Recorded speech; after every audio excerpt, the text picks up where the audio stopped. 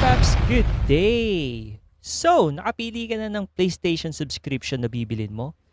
Anong tier ang mas bagay sa'yo? Essential, Extra, or Deluxe? Alin sa tatlo ang napili mo? Pero bago yan, problemahin mo muna kung saan ka bibili. Kasi wala tayong PSN network dito sa Pilipinas. So ngayon, meron akong 3 steps na ituturo sa'yo. Saan ka bibili, saan ka makakamura, at paano ka bibili. Ako lang magtuturo sa'yo nito ha. Ngayon, saan ka bibili? Karaniwan, bumibili ako sa mga region na to. Una nandito ang Indo region, Singapore region, at Hong Kong region. Dito, gumagana ang ating local debit and credit cards. Dito ang ating e-wallets. Pero, may mas mumura pa na region. Ito ang Turkey region.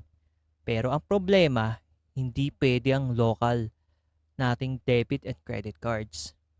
Kaya, meron tinatawag tayong pasabay sa online. Maghahanap lang din kayo ng legit seller kung saan kayo pwedeng bumili. Mag-ingat lang mga paps ha, maraming scammer na kumakalat dyan. So, double check kung meron siyang blue check at meron siyang maraming followers. Mahirap na maloka mga papi. Pangalawang step, saan ka makakamura? Karaniwan, bumibili ang iba sa Turkey region kasi mas mura nga dito. Yun nga lang, nagpapasabay sila.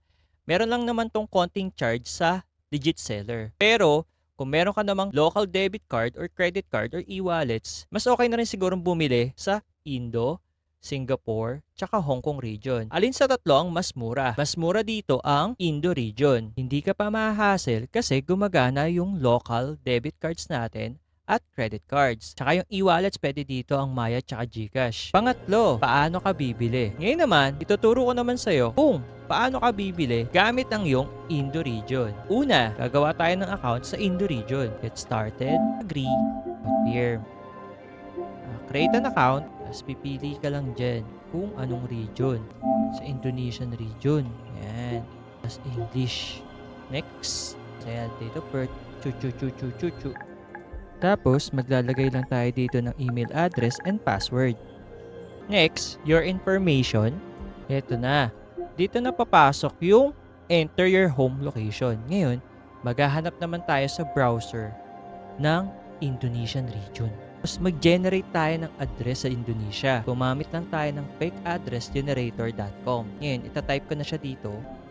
Next. Yan, pili na tayo kung anong itsura natin. Joel. Yan, this is you. Okay, online at ID. Next.